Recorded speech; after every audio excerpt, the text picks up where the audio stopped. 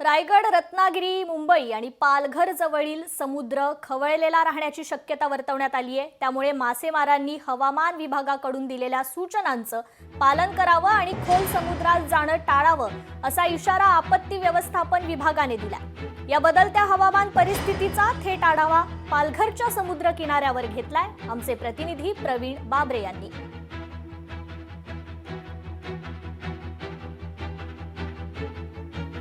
महाराष्ट्र आणि गोव्याजवळ अरबी समुद्रामध्ये 21 मे पासून कमी दाबाचा पट्टा तयार होण्याचा जो अंदाज आहे हा हवामान विभागाने वर्तवला आहे। एकूणच पाहायला गेलं तर 24 मे पर्यंत तो अधिक तीव्र होऊन उत्तरेकडे सरकू शकतो असाही अंदाज वर्तवण्यात आलेला आहे। एकूणच पाहायला गेलं तर राज्याच्या किनारपट्टीला थेट धोका नसला तरी परिणाम म्हणून समुद्र हा खवळलेला राहण्याची शक्यता जी आहे ही वर्तवण्यात आलेली आहे। 22 ते 24 मे दरम्यान रायगड, रत्नागिरी, मुंबई आणि पालघर जवळील समुद्र हा खवळू शकतो आणि तर खोल समुद्रामध्ये जोरदार वारे वाहण्याची शक्यता ही निर्माण झालेली आहे। त्यामुळे मासेमारांनी हवामान बदलांवर लक्ष ठेवून या काळामध्ये खोल समुद्रात जाणे टाळावे असा इशारा आपत्ती व्यवस्थापनाकडून देण्यात आलेला आहे।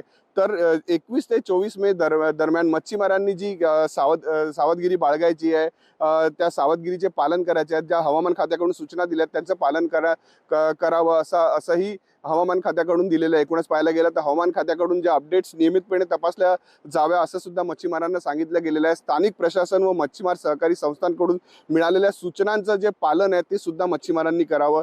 त्याचप्रमाणे खोल समुद्रामध्ये मासेमारी साठी जाणे हे टाळावे। तर लहान बोटींचा वापर किनाऱ्यालगत करून किनाऱ्यालगत करावा। सुरक्षतेचा आवश्यक ती साधने, लाईफ जॅकेट, वायरलेस सेट यांचा सुद्धा वापर करावा असं हवामान विभागाने सांगितलेलं आहे। प्रवीण बाबरे, लोकशाही मराठी, पालघर। लोकशाही मराठी, ऐका, पहा, जागरूक रहा।